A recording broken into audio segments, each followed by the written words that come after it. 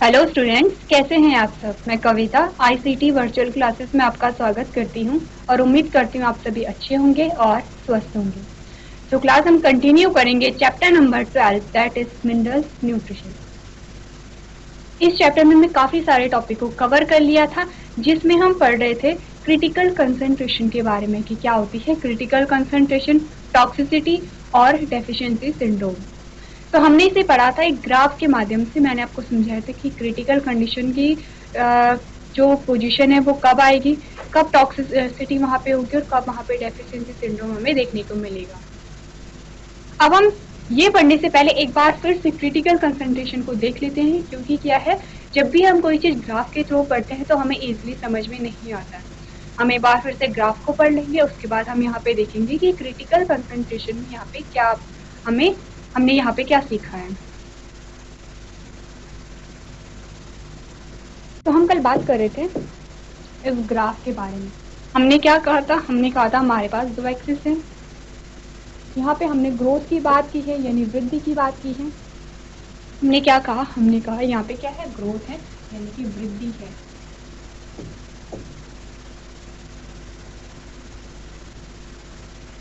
और यहाँ पे हमने कहा सांद्रता है। सांद्रता या फिर मात्रा आप कह सकते हो। यहाँ पे क्या है, मात्रा है। किसकी मात्रा है, न्यूट्रिएंट की मात्रा है, यानी कि पोषक तत्व की मात्रा है।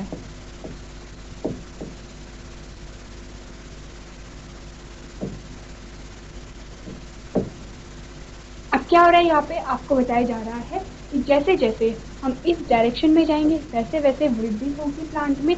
जैसे जैसे हम इस डायरेक्शन में जाएंगे वैसे वैसे पोषक तत्व की मात्रा में क्या होगी, वृद्धि होगी। अब हमने यहाँ पे एक चीज देखी, हमने कहा जैसे जैसे यहाँ पे क्या था, जब इस मात्रा पे अगर हम इस मात्रा की बात करें तो यहाँ पे क्या थी, वृद्धि बहुत तेजी से बढ़ती है। फिर एक ऐसा पॉइंट आता है यहाँ पे कि जहां से वृद्धि क्या होती है, अब स्थिर हो गई है, उसी मात्रा में आगे बढ़ रही है। हमने कहा था इस पॉइंट को हम क्या देते हैं, ए। यहाँ पे क्या है, ए। अब एक हमने यहाँ पे देखा जिस पॉइंट पे यहाँ पे हम ऐड कर देंगे कि इतनी वो कंसंट्रेशन थी। हमने एग्जांपल लिया था यहाँ पे कितना, हमने कहा ये 1 ग्राम है, 1 ग्राम है, ये 2 ग्राम है, ये 3 ग्राम है।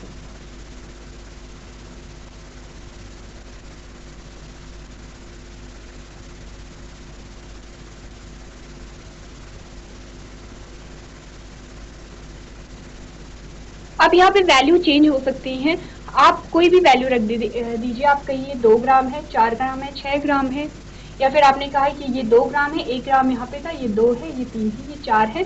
वैल्यू कोई भी हो सकती है, चेंज हो सकती है, ऐसा नहीं है, क्योंकि हम यहाँ पे कल्पना कर रहे हैं कि कितनी मात्रा रही होगी उस न्यूट्रिएंट की, उस पोषक तत्व की।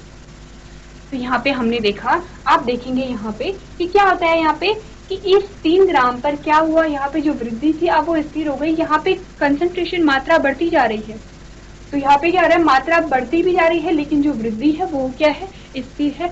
ये पॉइंट जहाँ पे वृद्धि में स्थिरता आती है उसे हम क्या कहते हैं, वो हम बाद में देखेंगे। अब पहले हम देखेंगे कि अगर हमने क्या किया, इस पॉइंट से कम अगर वहाँ पे न्यूट्रिएंट दिए, हमने क्या किया, अगर हमने इस पॉइंट से कम न्यूट्रिएंट दिए, यानी अगर हमने 3 ग्राम से कम अगर न्यूट्रिएंट दिया तो वृद्धि क्या हो जाएगी, अब कम हो जाएगी, इस डायरेक्शन में आएगी, नीचे को आएगी। ऐसा नहीं होगा कि ये आगे को बढ़ रही है, ये नीचे को आ रहा है, यानी कि वृद्धि क्या हो रही है, कम हो रही है, डिक्रीज हो रही है। ओके, हमने अब हम क्या करेंगे कि ये जो पॉइंट है, इस पॉइंट से कम अमाउंट देने पर, यानी कि 3 ग्राम से कम न्यूट्रिएंट देने पर यहाँ पे वृद्धि में कमी हुई है, तो इस 3 ग्राम को हम क्या कहेंगे, या फिर इस पॉइंट को हम क्या कहेंगे, क्रिटिकल कंसंट्रेशन। 3 ग्राम क्या है, क्रिटिकल कंसंट्रेशन है।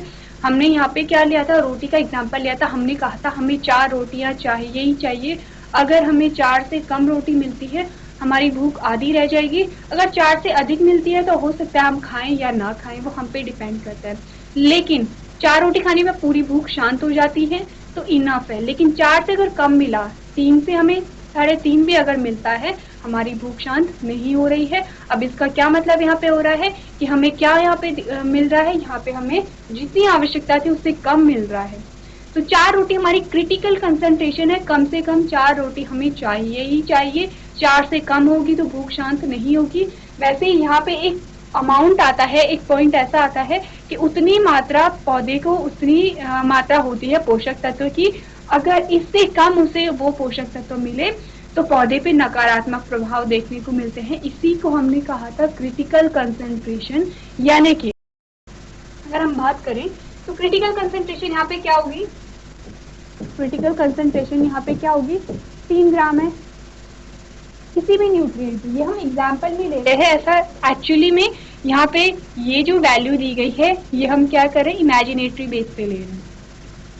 चलिए, ये तो हुआ क्रिटिकल कंसंट्रेशन की बात। अब हमने कहा अगर इस क्रिटिकल कंसंट्रेशन से कम हमने क्या किया, किसी न्यूट्रिएंट को दिया, यहाँ पे डेफिशिएंसी सिंड्रोम देखने को मिलते हैं। डेफिशिएंसी सिंड्रोम क्या होता है, डेफिशिएंसी सिंड्रोम यानी कि उस पोषक तत्व की कमी से होने वाले जो रोग होते हैं वो हमें देखने को मिलते हैं। कहाँ पे होगा डेफिशिएंसी सिंड्रोम, इस बीच में, इस बीच में, ये जो कंसंट्रेशन के बीच है, यानी इसके और इसके बीच में अगर हमने क्या दी, वहां पे हमने पोषक तत्वों को दिया तो यहाँ पे क्या होगा, डेफिशिएंसी सिंड्रोम हमें देखने को मिलेगा। अगर इससे इस पॉइंट पे हमने क्या कहा, ये क्रिटिकल कंसंट्रेशन है, कम से कम इस मात्रा, इतनी मात्रा की हमें आवश्यकता है। अब यहाँ पे क्या हो रहा है, ग्रोथ बढ़ती चली जा रही है। एक ऐसा पॉइंट आता है एक ऐसा पॉइंट आता है यहाँ पे जहां से वृद्धि कम होने लगती है। क्या हो रहा है, एक ऐसा पॉइंट आता है जहां से वृद्धि कम होने लगती है। तो हमने क्या कहा था, हमने कहा इस पॉइंट से अगर वृद्धि कम हो रही है और नीचे हमने क्या देखा, यहाँ से पूरे जो कंसंट्रेशन है, अगर ये 3 है तो ये 4 है, ये 5 है, 6 है, 7, 8, 9, 10, 11 और ये 12 ग्राम है। क्या हो रही है, पोषक तत्वों की मात्रा इतनी अधिक बढ़ गई है कि अब यहाँ पे इसने नकारात्मक प्रभाव दिखाना शुरू कर दिया। ये सेम ऐसा ही हमने कहा कि अगर आपने आवश्यकता से अधिक भोजन को ग्रहण कर लिया तो आपकी तबीयत खराब हो जाती है। इसीलिए कहते हैं कोई भी चीज आवश्यकता से अधिक हानिकारक होती है। तो यहाँ पे वही चीज हुई है, आवश्यकता से अधिक क्या हुआ, यहाँ पे टॉक्सिक हो गया, टॉक्सिसिटी आ गई है। कहाँ पे, इस वाले पॉइंट से। तो इसे हम क्या कहते हैं, टॉक्सिसिटी कहते हैं। और जिस जोन में जो प्लांट की जो वृद्धि थी वो स्थिर थी, उसे हम क्या कहते हैं, ऑप्टिमम कंसंट्रेशन। यानी कि ऑप्टिमम कंसंट्रेशन क्या होगी, सुटेबल होगी किसी भी प्लांट के वृद्धि के लिए। आपने 3 चीजें पढ़ी है, आपने क्रिटिकल कंसंट्रेशन पढ़ लिया है, आपने डेफिशिएंसी सिंड्रोम पढ़ लिया है, आपने क्या देखा, आपने टॉक्सिसिटी देख ली है। आपको ये पता होना चाहिए कि यहाँ पे कब कब क्या हो रहा है, डेफिशिएंसी सिंड्रोम कब आएगा, क्रिटिकल कंसंट्रेशन कब आएगी और टॉक्सिसिटी कब आएगी। आप एक बार फिर से इस ग्राफ को अच्छे से देख लीजिए और इसे नोट कर लीजिए।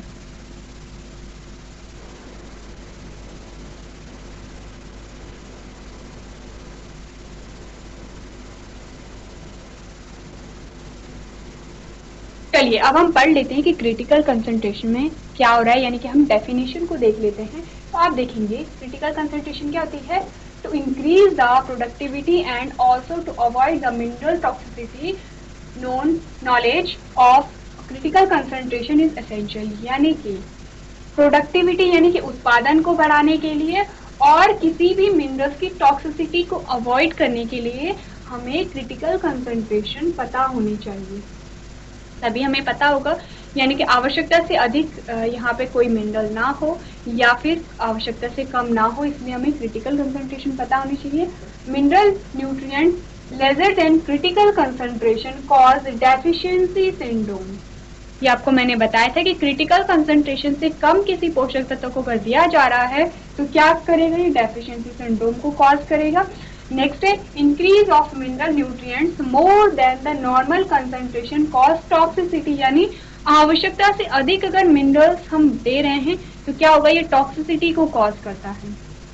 नेक्स्ट आप देखेंगे a concentration at which 10% of dry weight of tissue is reduced is considered as toxic. यानी कि क्या हो रहा है, टॉक्सिसिटी में क्या होता है कि 10% of dry weight of tissue is reduced. यानी कि अगर किसी प्लांट का हम ड्राई वेट लेते हैं तो उसका 10% कम हो जाता है।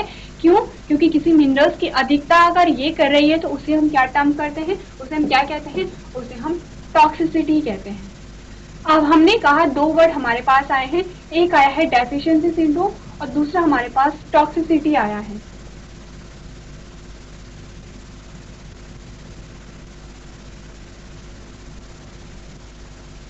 हमने कहा एक वर्ड हम पे डेफिशिएंसी सिंड्रोम है।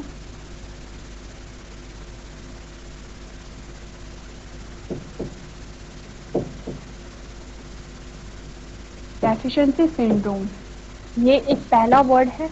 और जो दूसरा वर्ड हमारे पास आया है वो क्या है, टॉक्सिसिटी है। यानी कि हम क्या बात करेंगे, सबसे पहले हम डेफिशिएंसी की बात करेंगे, फिर हम टॉक्सिसिटी की बात करेंगे। दूसरा वर्ड है टॉक्सिसिटी।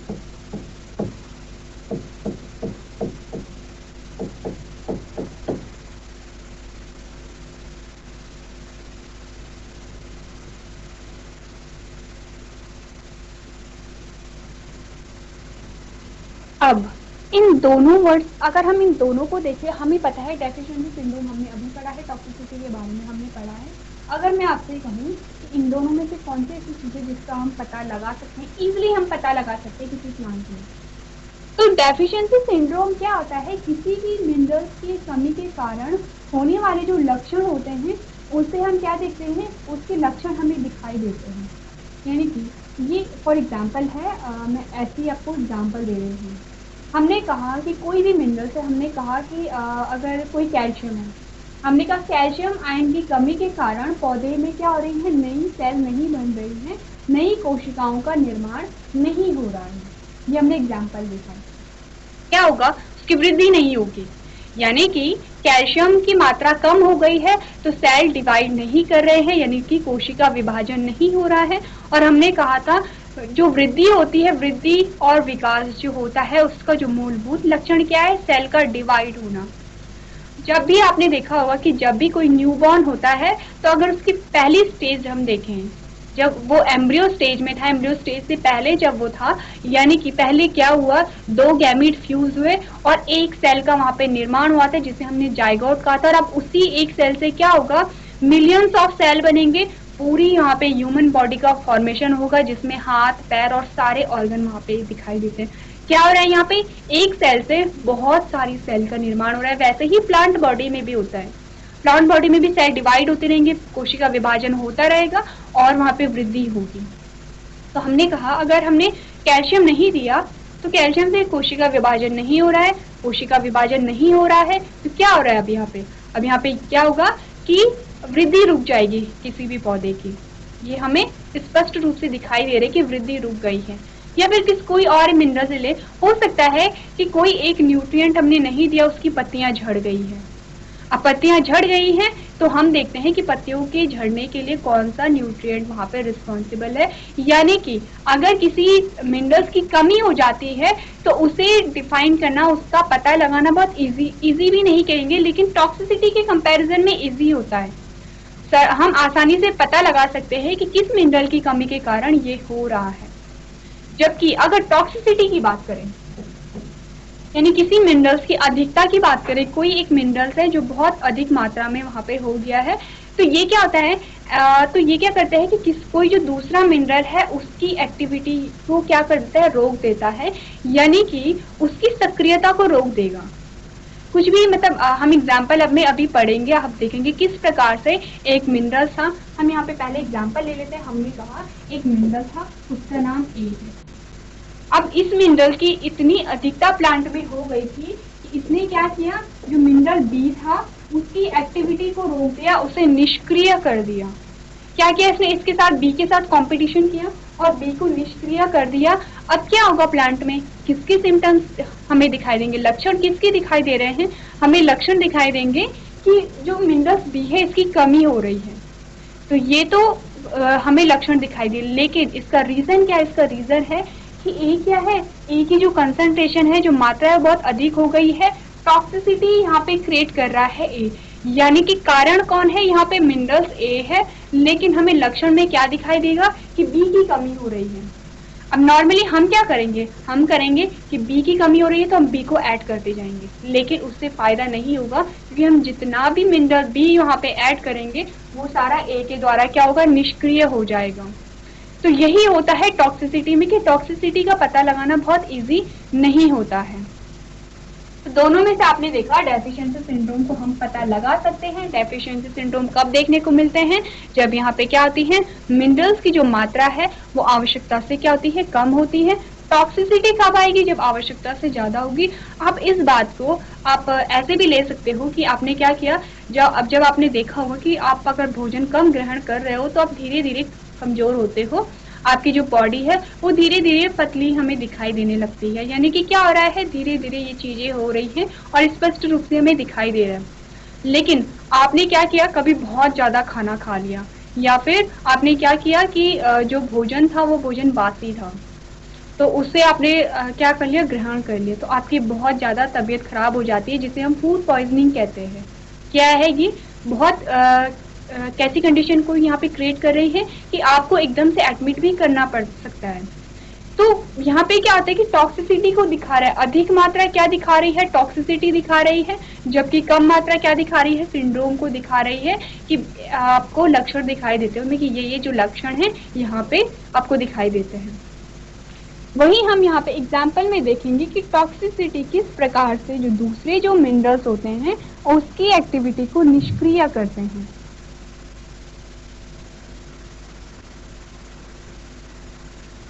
नेक्स्ट हेडिंग हम पे क्या आई, मैग्नीज टॉक्सिसिटी आई। क्या करता है मैग्नीज, क्या करेगा मैग्नीज? क्या हुआ, ये एक रूट है। अब यहाँ पे क्या हुई, मैग्नीज की बहुत अधिकता हो गई है। यहाँ पे क्या थी, इसके अंदर मैग्नीज की बहुत अधिकता थी। अब मैग्नीज की बहुत अधिकता क्या करेगी, जो मैग्नीशियम है और जो Fe है और जो कैल्शियम है, इन तीनों की एक्टिविटी को क्या करेगी, रोकेगी। इन क्या करेगी, मैग्नीशियम और आयरन के एब्जॉर्प्शन को रोकेगी, यानी कि इनके अवशोषण को क्या करेगी, रोकेगा कौन, मैग्नीशियम। तो क्या हो रहा है मैग्नीशियम में, जहाँ पे मैग्नीज, यहाँ पे क्या है, ये है मैग्नीज और ये है मैग्नीशियम। आपको अंतर पता होना चाहिए। यहाँ पे मैग्नीज को बहुत क्लियरली लिख देते हैं।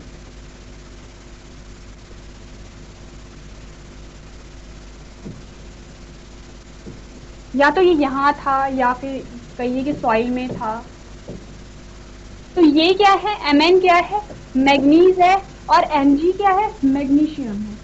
तो क्या करता है, Mn की जब बहुत ज्यादा वृद्धि हो जाती है तो ये मैग्नीशियम और आयरन के एब्जॉर्प्शन को रोक देता है। क्या होता है यहाँ पे, मैग्नीज ने क्या कर दी, यहाँ पे मैग्नीज ने यहाँ पे टॉक्सिसिटी क्रिएट कर दी। अब क्या होगा, पौधे पे किसके प्रभाव दिखाई देंगे कि उसमें मैग्नीशियम और आयरन की कमी हो रही है। अब हम क्या करेंगे, मैग्नीशियम और आयरन को ऐड करते चले जाएंगे, लेकिन हमें कोई भी फर्क वहां पे देखने को नहीं मिलेगा। लेकिन ये क्या करेगा, कैल्शियम का जो वितरण है इसे रोकेगा। यानी कि ऊपर अगर हम स्टेम की बात करें तो यहाँ से ऊपर जो कैल्शियम है, इसे ये क्या करेगा, कैल्शियम को ऊपर नहीं जाने देगा, यानी कि कैल्शियम को ट्रांसपोर्ट नहीं होने देता है। इसे ही कहते हैं जो मैग्नीज है उसकी टॉक्सिसिटी। अब आपको पता चल गया होगा कि क्या हो रहा है। तो यहाँ पे ये चीजें सारी देखने को मिलती हैं, यही चीजें आप यहाँ पे पढ़ेंगे। आप देखेंगे increase concentration of manganese will prevent the uptake of the Fe and Mg। यानी कि क्या होगा कि अगर मैग्नीज की बहुत अधिक मात्रा बढ़ जाती है तो यहाँ पे Fe और Mg यहाँ पे क्या होता है, एब्जॉर्ब नहीं हो पाते हैं। Next, prevent translocation of calcium, यानी कि कैल्शियम के वितरण को भी ये रोक लेता है। नेक्स्ट आप देखेंगे to the shoot apex and cause their deficiency. अब प्लांट में क्या होगा, प्लांट में इन तीनों की डेफिशिएंसी होगी, इन तीनों की डेफिशिएंसी होगी, कमी हो जाएगी। लेकिन कारण कौन है, कारण है Mn। नेक्स्ट आप देखेंगे the symptoms of the manganese toxicity are appearance of a brown spot surrounded by a chlorotic veins. यानी कि क्या होगा, अब अगर जब मैग्नीज की टॉक्सिसिटी हो जाती है तो लीफ पे ब्राउन स्पॉट वहां पे अपीयर हो जाते हैं। ये आपको क्या बताया गया है, ये आपको लक्षण बताया गया है किसका, मैग्नीज की टॉक्सिसिटी का। ये जो दोनों जो डेफिनेशन है इसे आप अपनी कॉपी में नोट कर सकते हैं।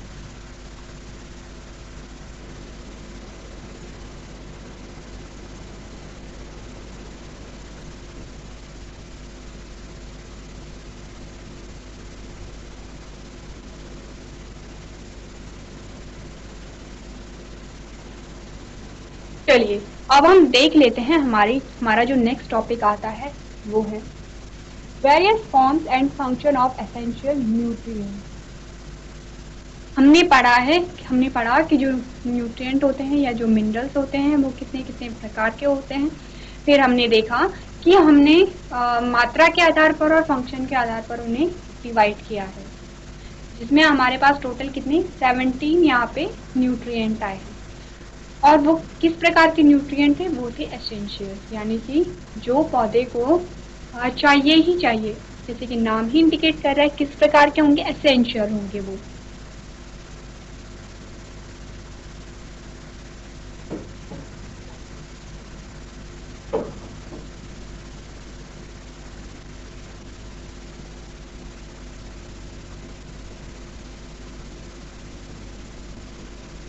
तो हम देखेंगे कि ये जो एसेंशियल न्यूट्रिएंट होते हैं इनके क्या क्या फंक्शन होते हैं। सबसे पहले जो हेडिंग हमारे पास आती है वो है नाइट्रोजन। हम सभी को पता है नाइट्रोजन के बारे में, तो आप पढ़ेंगे nitrogen required by plant in a greatest amount. या आप क्या कर लेंगे, इसे नोट करेंगे, क्योंकि ये क्या होता है आपको बताया जा रहा है कि नाइट्रोजन प्लांट में बहुत अधिक मात्रा में इसकी आवश्यकता होती है।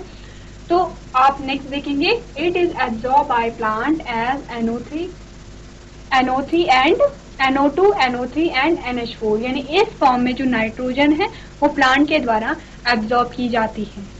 वैसे जो एटमॉस्फेयर में जो नाइट्रोजन होती है वो N2 के फॉर्म में होती है, लेकिन प्लांट किस फॉर्म में एब्जॉर्ब करेंगे, या तो NO2 के फॉर्म में करेंगे, NO3 और NH4 के फॉर्म में करेंगे। अब इस फॉर्म में नाइट्रोजन को N2 को इन फॉर्म्स में कन्वर्ट करने के लिए कौन होते हैं? आपने कुछ बैक्टीरिया के बारे में पढ़ा होगा, या आप छोटी क्लासेस से पढ़ते आ रहे हैं कि कुछ बैक्टीरिया होते हैं जो क्या करते हैं, जो एटमॉस्फेरिक नाइट्रोजन होती है उसे फिक्स करते हैं, इसे हम नाइट्रोजन फिक्सेशन कहते हैं। आगे हम नाइट्रोजन फिक्सेशन को बहुत डिटेल में पढ़ेंगे। तो क्या आती है, आपको ये याद रखना है कि जो नाइट्रोजन यहाँ पे कंज्यूम हो रही है प्लांट्स के द्वारा किस फॉर्म में हो रही है, NO2 NO3 एंड NH4 की फॉर्म में। It is one of the major constituent of a protein, nucleic acid and vitamin. अब आपको यहाँ पे फंक्शन बताया गया है कि बहुत इंपॉर्टेंट पार्ट होता है किसका, प्रोटीन का, न्यूक्लिक एसिड का एंड विटामिन का। न्यूक्लिक एसिड क्या है, जो हमारे जेनेटिक मटेरियल्स होते हैं। अब हम देख लेते हैं कि प्रोटीन का फंक्शन क्या क्या होता है। एक और बात मैं आपको बताती हूँ कि जो नाइट्रोजन होता है वो प्लांट के मेरिस्टेमेटिक रीजन में होता है।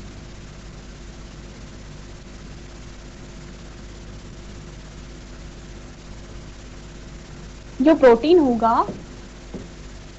वो मेरिस्टेमेटिक रीजन में होता है प्लांट के। मेरिस्टेमेटिक रीजन यानी कि आपने बहुत अच्छे से पढ़ा है, आपने 9th से आप पढ़ते आ रहे हैं कि मेरिस्टेमेटिक रीजन रहती है, यानी कि कोशिका विभाजन यहाँ पे होता रहेगा। क्या होता है यहाँ पे, आपने देखा ही एक सेल है, अब एक सेल से 2 सेल बन रही हैं, फिर इससे 2 सेल बन रही है, इससे भी क्या हो रहा है, यहाँ पे 2 सेल बन रहे हैं। अब क्या होता है यहाँ पे, इसके अंदर क्या था, जेनेटिक मटेरियल था। तो ये जेनेटिक मटेरियल भी, यानी कि जेनेटिक मटेरियल भी क्या होगा, उतनी बार क्या होगा, रेप्लिकेट करेगा, उतनी कॉपी बनेगी। और हमने क्या कहा है, न्यूक्लिक एसिड का इंपॉर्टेंट पार्ट क्या है, नाइट्रोजन है।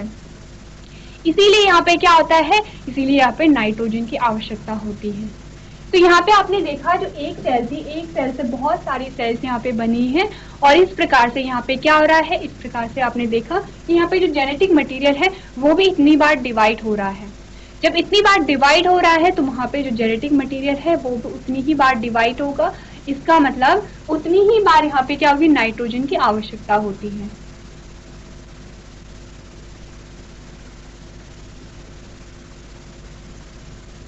तो न्यूक्लिक एसिड की जो चेन बनी होती है वो कैसे बनी होती है,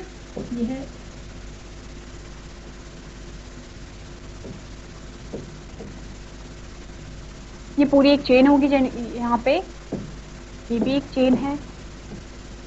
अब यहाँ पे क्या आता है, यहाँ पे स्पेस कम है, तो क्या होता है यहाँ पे जो बीच में यहाँ पे क्या आता है, नाइट्रोजन ऐड होता है, यानी कि जो आप अगर डीएनए का स्ट्रक्चर देखोगे तो डबल स्ट्रैंड होता है। यहाँ पे जैसे ये एक स्ट्रैंड है, ये एक स्ट्रैंड है, तो यहाँ पे क्या होगा, नाइट्रोजन यहाँ पे ऐड होता है, नाइट्रोजन यहाँ पे प्रेजेंट होता है। तो यही आपको बताया गया है कि न्यूक्लिक एसिड के फॉर्मेशन में क्या आता है, यहाँ पे जो नाइट्रोजन है वो बहुत एसेंशियल होता है।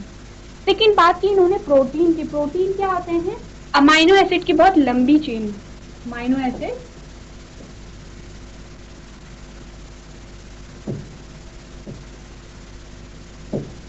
जो अमाइनो एसिड होते हैं, अमाइनो एसिड फॉर एग्जांपल ये एक अमाइनो एसिड है, ये दूसरा अमाइनो एसिड है, ये तीसरा अमाइनो एसिड है, ये चौथा है और ये पांचवा है, ऐसे पूरी ये चेन है। इसी चेन को हम क्या कहेंगे, प्रोटीन कहेंगे। इसी चेन को हम क्या कहेंगे, प्रोटीन कहेंगे। बेसिकली प्रोटीन की जो इकाई होगी, जो यूनिट होगी, वो अमाइनो एसिड है। और जब आप अमाइनो एसिड का वहां पे स्ट्रक्चर देखते हो तो वहां पे इस वाले पोर्शन में NH2 लगा हुआ होता है, यानी कि यहाँ पे क्या है, नाइट्रोजन की आवश्यकता है। यहाँ पे पूरा जो जब आप स्ट्रक्चर देखोगे, यानी यहाँ पे क्या होगा, जो पूरा जो स्ट्रक्चर आप देखते हो तो यहाँ पे क्या होता है, NH2 लगा हुआ होता है, यानी कि अमाइनो एसिड के फॉर्मेशन में क्या होता है, यहाँ पे जो नाइट्रोजन है बहुत इंपॉर्टेंट है। क्या अभी तक आपको बताया गया है, मैंने कहा नाइट्रोजन के हम फंक्शन पढ़ रहे हैं, कार्य पढ़ रहे हैं। सबसे पहला कार्य हमने क्या देखा, हमने कहा जो न्यूक्लिक एसिड है, न्यूक्लिक एसिड के फॉर्मेशन में जो नाइट्रोजन है बहुत ज़्यादा इंपॉर्टेंट होता है। सेकेंड हमने बात की कि प्रोटीन के फॉर्मेशन में, प्रोटीन किससे बना होता है, अमाइनो एसिड से बना होता है, और अमाइनो एसिड के निर्माण में नाइट्रोजन बहुत इंपॉर्टेंट होता है। अगर नाइट्रोजन नहीं हुआ, अमाइनो एसिड नहीं बनेगा, अमाइनो एसिड नहीं बना तो प्रोटीन का यहाँ पे फॉर्मेशन नहीं होगा। ये क्या थे, ये थे कुछ इंपॉर्टेंट से जो फंक्शन है वो नाइट्रोजन के। तो सबसे पहले आप क्या करेंगे, जो नाइट्रोजन के जो फंक्शन है उसे आप अपनी कॉपी में नोट कर लेंगे।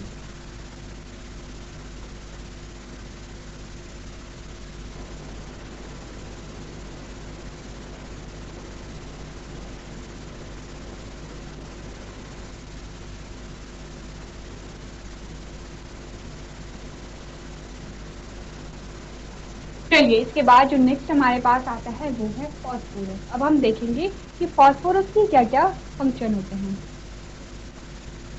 तो आप देखेंगे phosphorus absorb by plant from soil in the form of phosphate ion, यानी कि फॉस्फोरस का जो एब्जॉर्प्शन हो रहा है वो किस फॉर्म में हो रहा है, फॉस्फेट आयन की फॉर्म में हो रहा है। It is constituent of a cell membrane. पहला फंक्शन आपको मिल गया है कि ये क्या होता है, जो सेल मेम्ब्रेन है उसका महत्वपूर्ण घटक है। Second, all nucleic acid and nucleotides require phosphorus. Second आपको फंक्शन ये मिल गया है। इसमें क्या कहा कि जो फॉस्फोरस होता है वो सेल मेम्ब्रेन का बहुत इंपॉर्टेंट पार्ट है। क्यों, क्योंकि सेल मेम्ब्रेन किससे बनी होती है, फॉस्फोलिपिड से, यानी कि फॉस्फोरस और लिपिड से बनी हुई होती है। यही हमने पढ़ा था कि फॉस्फोलिपिड बाइलेयर की बनी हुई होती है जो सेल मेम्ब्रेन होती है। फॉस्फोलिपिड में क्या क्या ऐड है, फॉस्फोरस ऐड है और लिपिड ऐड है। लेकिन हमने कहा न्यूक्लियोटाइड्स, यानी कि यहाँ पे कुछ न्यूक्लियोटाइड्स की यहाँ पे बात हुई है, न्यूक्लियोटाइड्स की हमने कुछ बात की है। तो न्यूक्लियोटाइड में हमने क्या देखा, हमने कहा दो चेन होती है, ये पहला स्ट्रैंड है डीएनए का, ये दूसरा स्ट्रैंड है, ये पी क्या है, ये है फॉस्फोरस, ये यहाँ पे क्या है, फॉस्फोरस है। तो यहाँ पे क्या है, अगर हम डीएनए के स्ट्रक्चर की बात करें तो फॉस्फोरस इंपॉर्टेंट होता है डीएनए के फॉर्मेशन के लिए। दूसरा फंक्शन आपको मिल गया है। अगर हम तीसरे फंक्शन की बात करें, हमने कहा कि तीसरे फंक्शन की बात करें तो एटीपी के फॉर्मेशन में,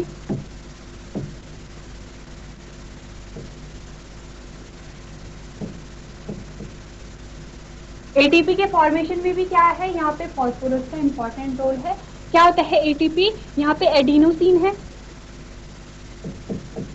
एडिनोसिन होता है, एडिनोसिन ट्राइफॉस्फेट, यानी कि एडिनोसिन से कितने फॉस्फेट लगे होंगे, 3, यहाँ पे 3 फॉस्फेट लगे हैं। तो क्या होता है, हमारे पास एक और वर्ड आता है एडीपी। क्या है एडीपी, एडिनोसिन डाइफॉस्फेट। अब इसमें हमने एक फॉस्फोरस ग्रुप ऐड कर दिया तो इसमें क्या बनाया, यहाँ पे एटीपी बनाया। तो अब आप देख रहे हो एटीपी के फॉर्मेशन में क्या यूज हो रहा है, फास्फोरस का यूज हो रहा है। तीसरा यूज आपको यहाँ पे मिल गया है फास्फोरस का। कौन कौन से यूज है, हमने कहा न्यूक्लिक एसिड के फॉर्मेशन में, यानी कि डीएनए का जब भी आप वहां पे देखेंगे डायग्राम, फास्फोरस वहां पे इंपॉर्टेंट होगा। लेकिन हमने कहा सेल मेम्ब्रेन किससे बनी होती है, फॉस्फोलिपिड बाइलेयर होती है, यानी कि 2 लेयर होती हैं। किस प्रकार की होती है वो लेयर, ये आपने देखा। तीसरा काम क्या है, एटीपी के फॉर्मेशन में, यानी कि एडीपी पे हमने क्या किया, फॉस्फेट ऐड किया और एटीपी का फॉर्मेशन हुआ। तो क्या आता है, अगर हम बात करें कि किस प्रकार की होती है सेल मेम्ब्रेन,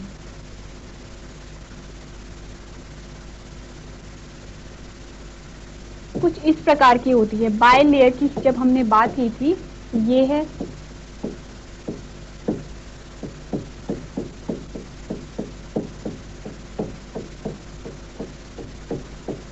एक लेयर, ये है और एक लेयर ये है। इसी को हमने कहा था कि ये बाय लेयर है, यानी कि 2 लेयर है। तो ये आपने कितने फंक्शन देखे, ये आपने 3 फंक्शन देखे, किसके, फास्फोरस के।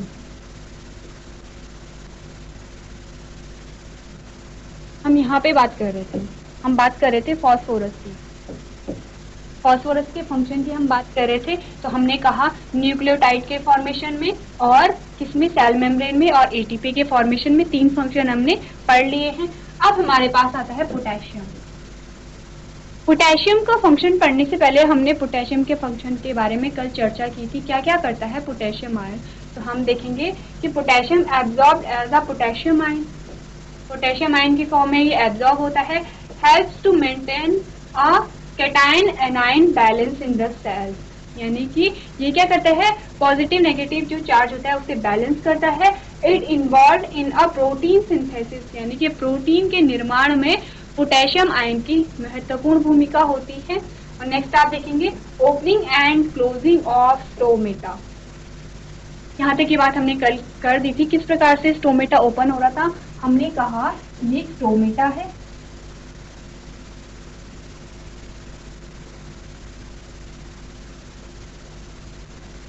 हमने कहा ये स्टोमेटा क्लोज है, क्लोज है। अब यहाँ पे क्या हुआ, पोटेशियम आयन अंदर गया और इसी के साथ क्या हुआ, पानी भी अंदर गया। अब ओपन हो गया स्टोमेटा, क्योंकि ये बल्ज आउट हो गया था, तो ये क्या है, स्टोमेटा ओपन हो गया है। पहला फंक्शन तो पोटेशियम आयन का ये हो गया है। सेकेंड जो फंक्शन हम देखते हैं, हमने कहा सेल डिवाइड हो रही है। जब हम नाइट्रोजन का फंक्शन कर रहे थे, हमने कहा ये जो सेल है ये सेल डिवाइड हो रही है इस प्रकार से।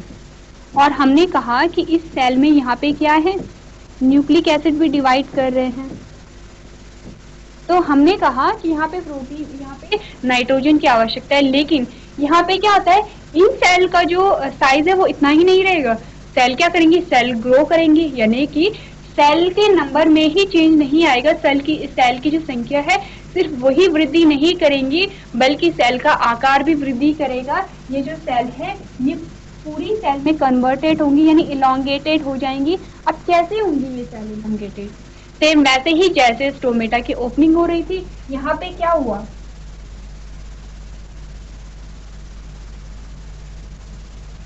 यहाँ पे क्या हुआ, जो पोटेशियम आयन था वो यहाँ पे अंदर एंटर किया और इसके साथ साथ H2O ने भी यहाँ पे क्या किया, अंदर एंटर किया, और ये सेल क्या हो गई है, पूरी पूरी क्या हो गई है, स्ट्रेच्ड हो गई है। अब जैसे कि हम पानी पीते हैं, बहुत सारा पानी, तो हमारा पेट एकदम बाहर को आ जाता है, हम कहते हैं कि पेट एकदम बाहर को आ गया है, कुछ ऐसा ही समझ लीजिए। क्या होता है, यहाँ पे पानी अंदर भर जाएगा और ये जो सेल मेम्ब्रेन है, सेल मेम्ब्रेन एकदम स्ट्रेच हो जाएगी, यानी कि सेल का जो आकार है वो बढ़ जाएगा। यहाँ पे क्या हो रहा है, सेल के इलांगेशन में भी जो यहाँ पे पोटेशियम है उसकी इम्पोर्टेंट भूमिका है। तो हमने बात कर ली है यहाँ पे 3 न्यूट्रिएंट की।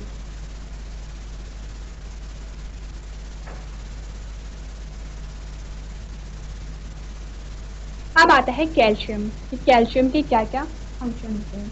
सबसे पहले हम देख लेते हैं कि कैल्शियम किस फॉर्म में एब्जॉर्ब होते हैं। तो आप देखेंगे कि it is absorb by a plant from the soil in the form of calcium ion, यानी कैल्शियम आयन की फॉर्म में ये एब्जॉर्ब होते हैं।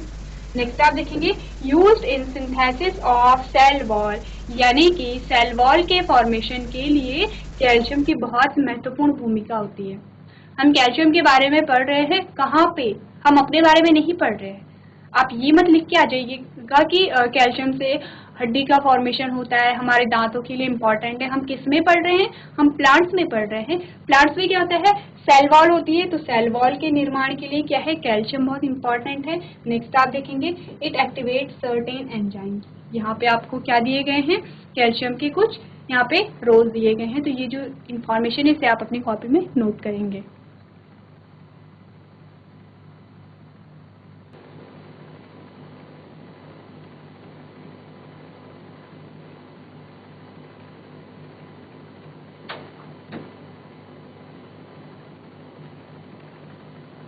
तो क्लास आज हमने पढ़ा कुछ जो न्यूट्रिएंट थे उनके क्या क्या फंक्शन होते हैं। तो आज के फंक्शन में हम इतना ही करेंगे। अभी तक क्लास में बने रहने के लिए आपका धन्यवाद।